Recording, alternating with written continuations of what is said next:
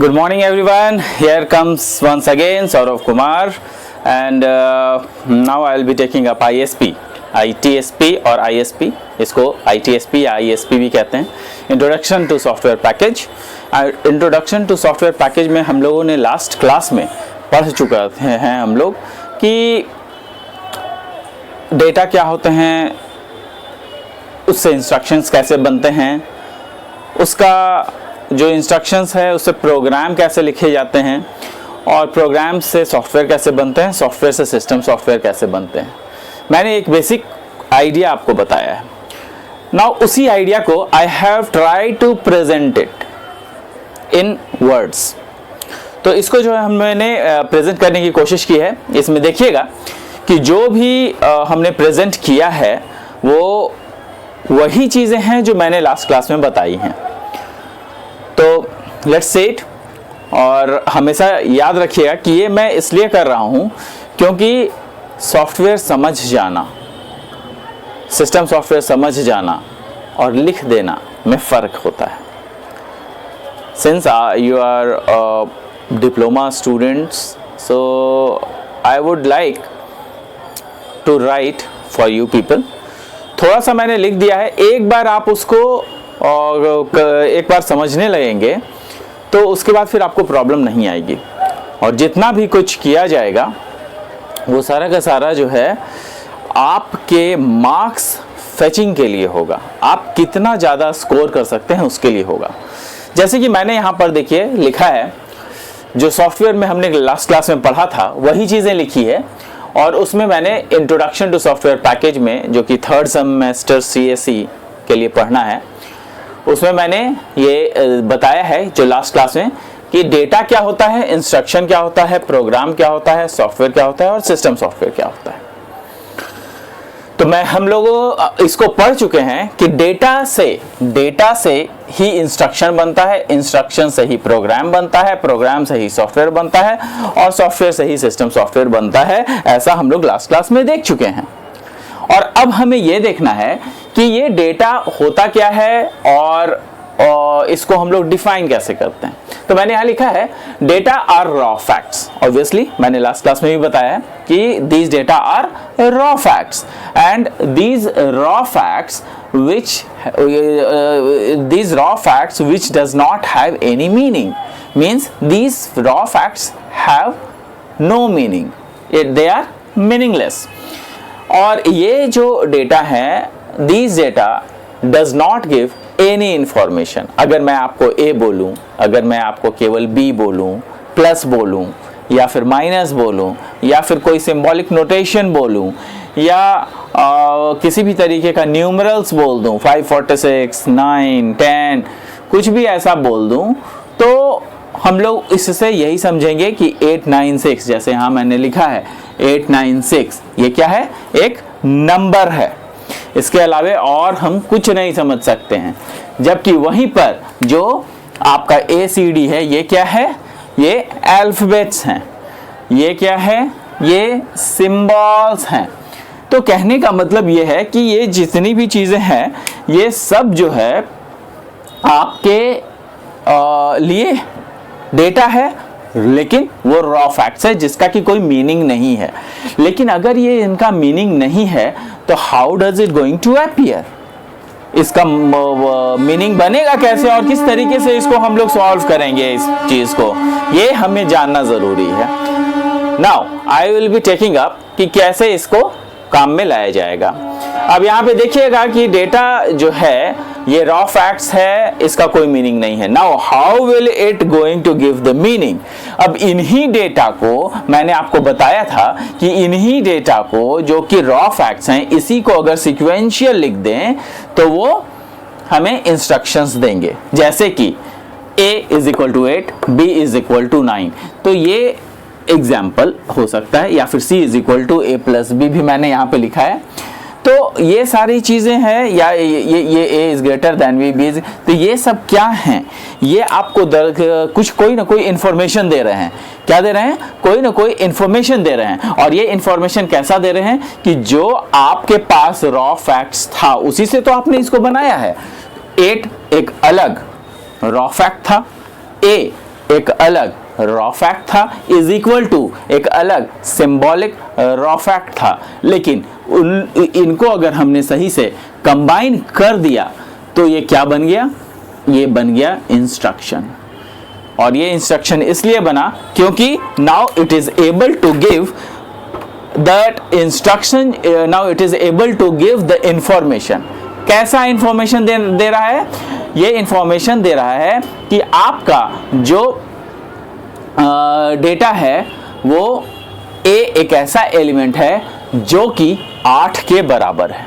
मतलब 8 A is a value or element which is having a value equivalent to 8। तो अगर A है जिसका की वैल्यू 8 है, B है जिसका की वैल्यू 9 है, और वहां पे मैंने लिखा है C is equal to A plus B, मतलब C एक ऐसा वैल्यू जिसमें A और B को जोड़ करके रखा जा सकता है। तो ये जो है ये इंस्ट्रक्शंस दे रहा है, आपको इंफॉर्मेशन दे रहा है कि A B उसका कुछ वैल्यूज है। तो दिस इज कॉल्ड इंस्ट्रक्शन। और यही इंस्ट्रक्शंस को अगर हम लोग सीक्वेंशियली लिखते हैं तो मैंने लास्ट क्लास में बताया था कि प्रोग्राम कहलाते हैं। तो यहां पर देखिए, instructions are combination of different datas in a particular sequence which gives certain information. अब यहां पर यह बात नोट करने वाली है कि यह पर्टिकुलर सीक्वेंस कहता है। पर्टिकुलर सीक्वेंस, इसको याद रखना बहुत जरूरी है। क्यों? क्योंकि अगर पर्टिकुलर सीक्वेंस में नहीं होगा तो ये इंस्ट्रक्शंस नहीं बनेगा। जैसे कि इज इक्वल टू 8A अगर मैं लिख देता हूं, इज इक्वल टू को मैंने पहले कर दिया, A को लास्ट में कर दिया, तो क्या ये इंस्ट्रक्शन बनेगा? नहीं बनेगा ये instruction. This will constitute a wrong instruction, मतलब कि वो इंस्ट्रक्शन बनेगा ही नहीं। वो क्या हो जाएगा? वो फिर से आपका डेटा ही रह जाएगा, मतलब रॉ फैक्ट्स ही रह जाएगा।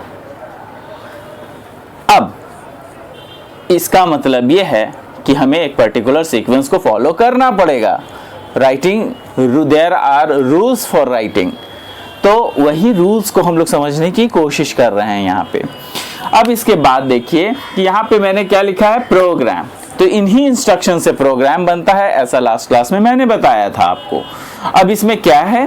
Combination of set of instructions in a sequence is called a program. Obviously ये इंस्ट्रक्शंस अगर सीक्वेंशियली हम लिखेंगे तो वो प्रोग्राम कहलाएगा, जैसा कि लास्ट क्लास में मैंने बताया था। तो ये अगर सीक्वेंशियली ना लिखा जाए तो क्या वो प्रोग्राम कहलाएगा? बिल्कुल नहीं, वो प्रोग्राम बिल्कुल नहीं कहलाएगा। इसलिए नहीं कहलाएगा क्योंकि वो इंस्ट्रक्शंस आपको छोटा छोटा इंफॉर्मेशन तो देगा, लेकिन सारे इंफॉर्मेशन मिला करके एक सही इंफॉर्मेशन नहीं बन सकेगा, तो वो प्रोग्राम कंस्टिट्यूट नहीं करेगा। So it is very important for us to write a program when we writing a program that should be in a sequence। अब आगे बढ़ते हैं हम लोग। सॉफ्टवेयर, सॉफ्टवेयर क्या होता है? मैंने आपको बताया था कि एक प्रोग्राम जो होता है, ऐसे ऐसे कई सारे प्रोग्राम्स को एक साथ क्लब करते हैं, मिलाते हैं, तो उसको हम लोग क्या कहते हैं? उसको हम लोग सॉफ्टवेयर कहते हैं। तो कई सारे प्रोग्राम्स को एक साथ मिला दें, लेकिन वो भी सीक्वेंस में होना चाहिए। एक प्रोग्राम कहीं से उठा के डाल दिया, कोई भी प्रोग्राम दूसरा प्रोग्राम उठा के डाल दिया, कुछ वो तीसरा प्रोग्राम कहीं से उठा के डाल दिया, तो ऐसा नहीं चलेगा। We will have to look out the sequence. इसीलिए मैंने हर एक जो आपका डेफिनेशन है उसमें हमेशा हमने इंक्लूड किया है किसका? सीक्वेंस का। देखिए यहाँ पे भी सीक्वेंस मैंने डाला है, मैंने आपको इसमें भी सीक्वेंस डाला है।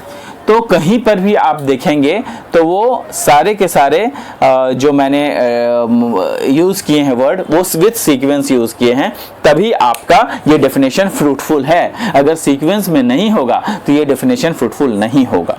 तो अब ये देखिए कि जो सॉफ्टवेयर होता है वो क्या होता है? When different programs are combined together and written in a sequence performing different functionality is called a software।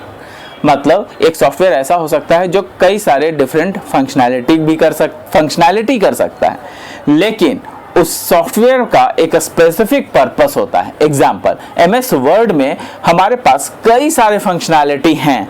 Functionality कहने का मतलब ये कि उसके MS वर्ड के साथ हम लोग क्या कर सकते हैं, हम लोग लिख सकते हैं MS वर्ड में डॉक्यूमेंटेशन का प्रयोग कर सकते हैं, लेकिन उसमें फंक्शनैलिटी कितना है, उसका काम एक ही है, स्पेसिफिक पर्पस एक है, वो है डॉक्यूमेंटेशन, लेकिन उसमें का जो फंक्शनैलिटी है वो डिफरेंट हो सकता है। जैसे जो हम लोग लिखते हैं वर्ड्स, उसको बड़ा छोटा करना, उसको बोल्ड इटैलिक्स करना, या फिर उसका कलर चेंज कर देना, तो दीज आर डिफरेंट फंक्शनैलिटीज।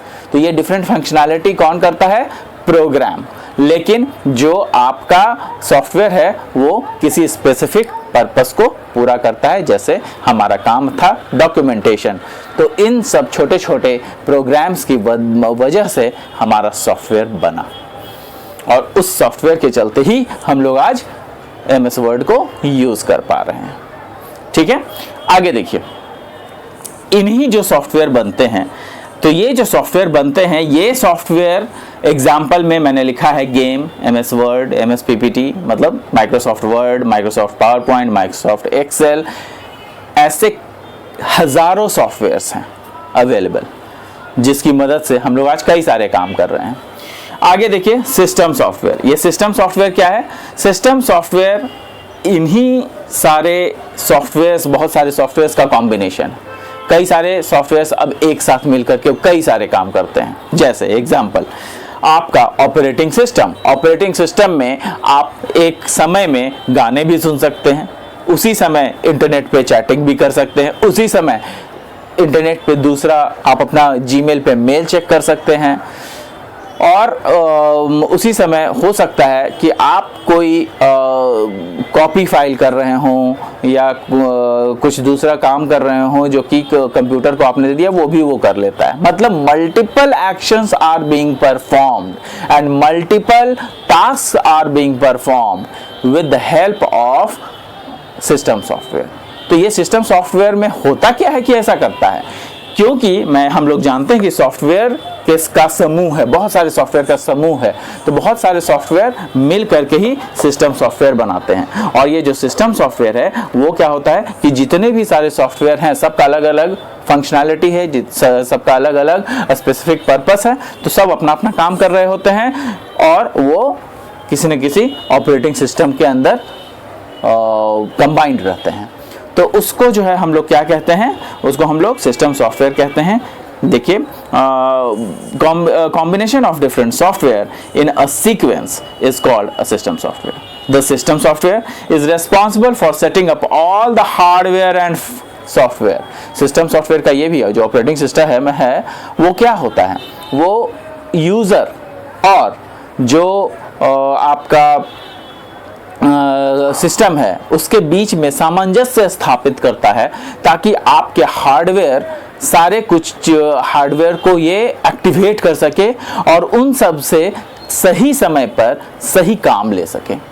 तो सिस्टम सॉफ्टवेयर क्या करता है, वो सारे हार्डवेयर और सॉफ्टवेयर को एक्टिवेट करके रखता है, ताकि कोई सा भी काम ऐसा उनके पास आए तो वो उन जो काम है वो उनको पूरा कर पाए।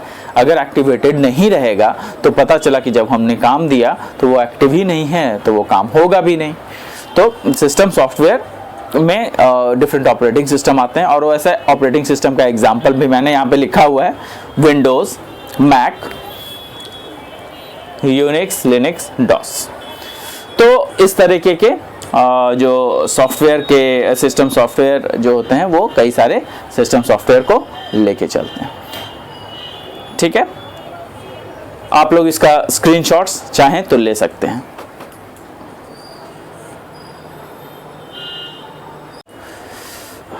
स्टूडेंट्स, जो हम लोग अभी बातें कर रहे थे वो हम लोगों ने देखा कि सॉफ्टवेयर किस तरीके से बनता है। मतलब पहले डेटा के बाद इंस्ट्रक्शंस के बाद प्रोग्राम के बाद सॉफ्टवेयर, और हमें इसी सॉफ्टवेयर को पढ़ना है।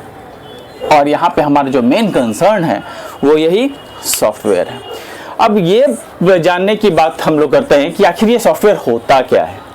तो सॉफ्टवेयर, जैसा कि हम लोगों ने अभी पढ़ा कि जो सॉफ्टवेयर है वो क्या है, कॉम्बिनेशन ऑफ डिफरेंट प्रोग्राम्स हैं। तो कॉम्बिनेशन ऑफ डिफरेंट प्रोग्राम्स तो हैं,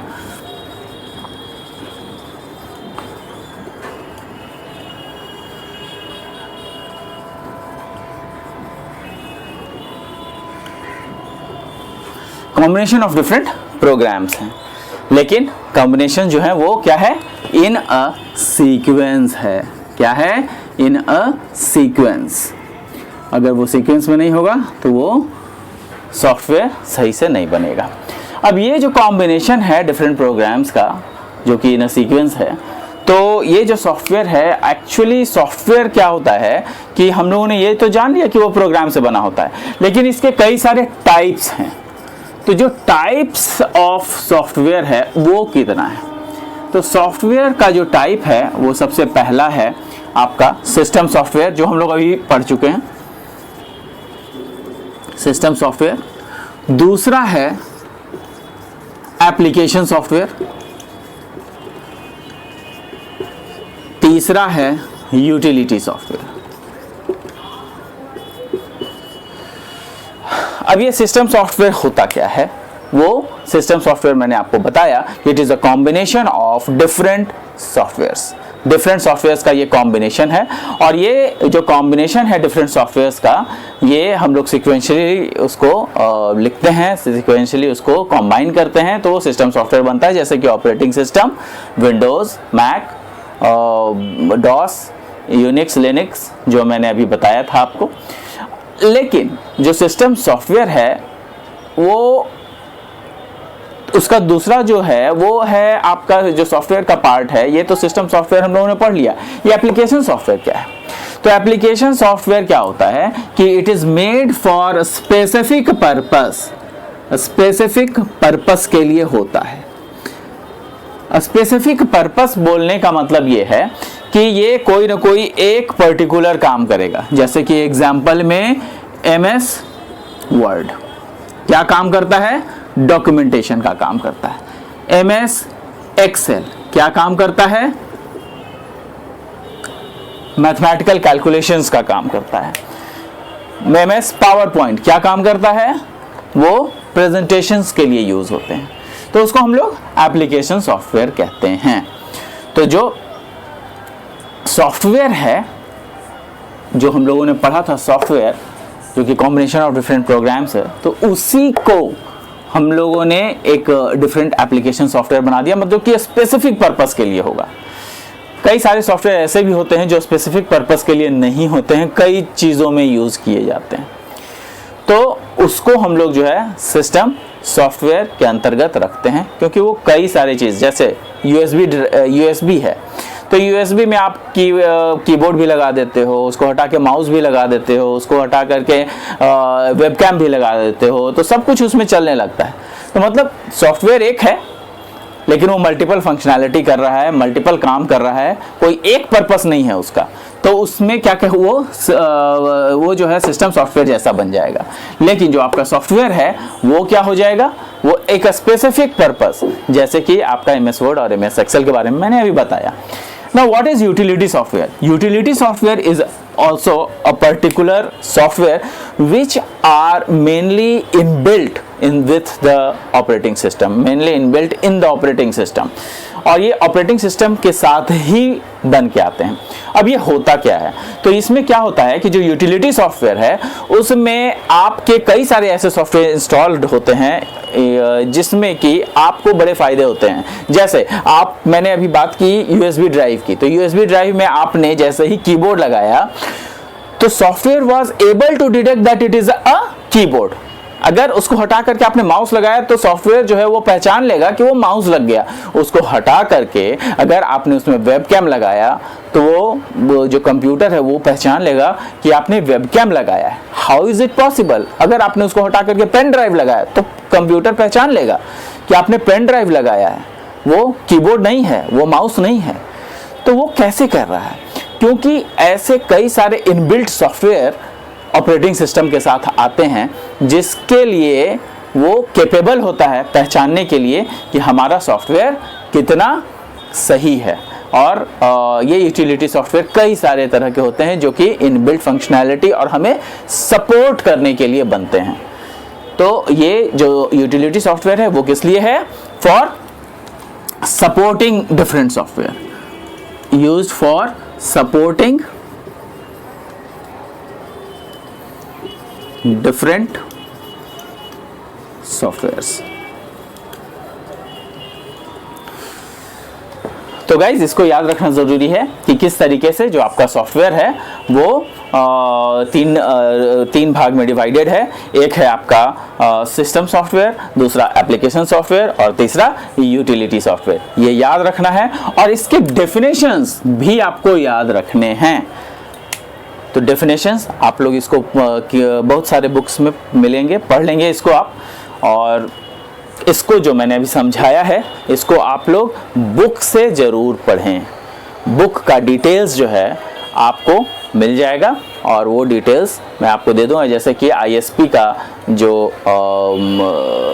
बुक आता है वो ऑपरेटिंग सिस्टम करके आता है, ऑपरेटिंग सिस्टम।